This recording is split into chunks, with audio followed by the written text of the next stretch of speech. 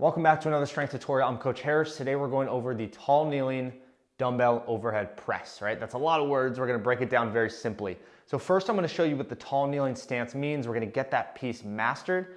Then we'll move to the overhead press component and then combine them, all right?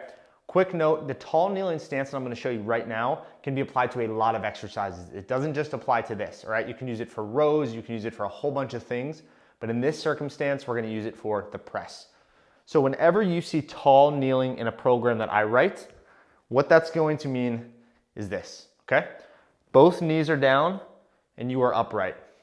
Toes, I want your toes pressed into the floor. I've had some students of mine before that might have had, let's say, ankle issues or toe injuries at some point in their life. So it was totally fine to do this with the toes. But if possible, if your feet are healthy enough, I want you to get the toes down, right? That's gonna create some good mobility in the feet and mainly add a little stability to the movement, okay? Enough of that, we're gonna move to the next part. When we're in tall kneeling, it's very important that you have what is called stacked joints. Shoulder over the hip, over the knee, all right? That's gonna be your most solid position.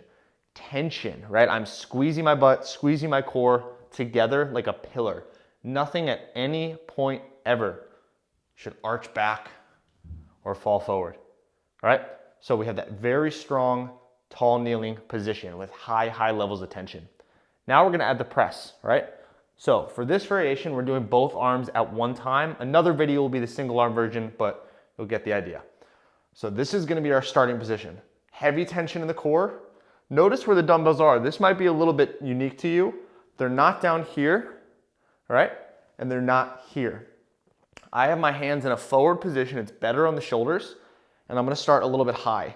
That's gonna put our shoulder blades in a really strong position. So again, never arching, stay strong right here.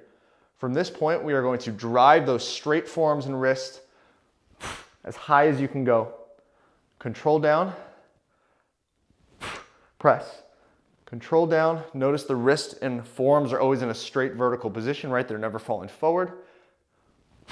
Press.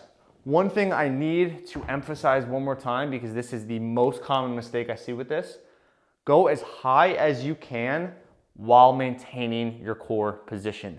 That is different than going all the way to a lockout position, okay? For me, my highest point keeping strong core is here, right? I don't have the best shoulder mobility, so this is where I feel good. Watch what happens if I try to reach higher. Look at my stomach, right?